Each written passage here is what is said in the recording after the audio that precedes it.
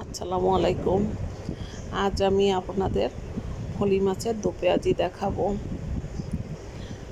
প্রচণ্ড গরম, রৌদ্রের তাপ, তার ভিতরে আমার ছোট বাচ্চা অসুস্থ, তাকে নিয়ে প্রতিদিন ডাক্তারের কাছে দৌড়াদৌড়ি করা, রৌদ্রে বের হওয়া, মানে সব মিলে খুব কষ্টের ভিতরে।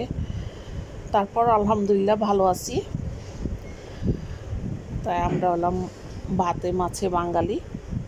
এই গরমে ঠান্ডা খাবারের যতই চেষ্টা করি, বাঙালিদের খাবার প্রিয়, তারা মাছ খাবে, মাংস খাবে, সব আইটেম দরকার।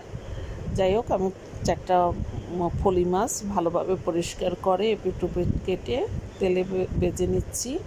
ওই তেলেরই কিছুটা অংশে আমি পেঁয়াজ, হলুদ, মরিচ, লবণ দিয়ে একটু পানি দিয়ে কষিয়ে নিচ্ছি। বাঙালিদের খাবারের কালারটা সুন্দর থাকতে হবে, ডেকোরেশন সুন্দর থাকতে হবে, সব কিছু। এর জন্যই বাঙালি অসুস্থ হয় বেশি। গরমের ভিতরে ঠান্ডা খাবার খাওয়া হয় না। তা আমি ফলি মাছ এক চুলায় ভাজতেছি, আর এক চুলায় মশলা বসিয়ে দিয়েছি, যত তাড়াতাড়ি রান্নাঘর দিয়ে বের হওয়া যায়। আমি সব রান্নাই এইভাবে দুই চুলায় তাড়াতাড়ি করে ফেলাই। এই আমার ভাজা হয়ে গেছে, মশলা কষানো হয়ে গেছে, আমি দিয়ে দিচ্ছি।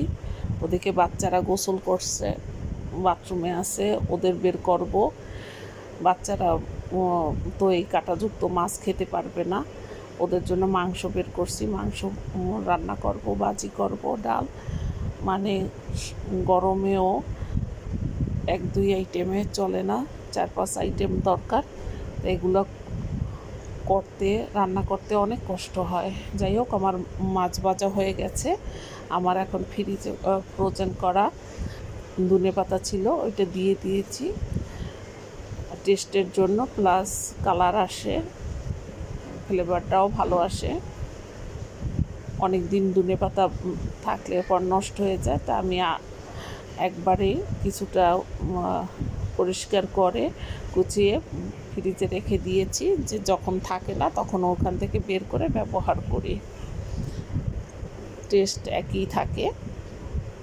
তাই আমার রান্না করা শেষ।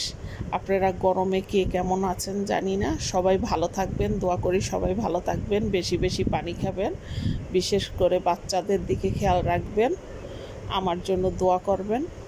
আল্লাহ হাফেজ।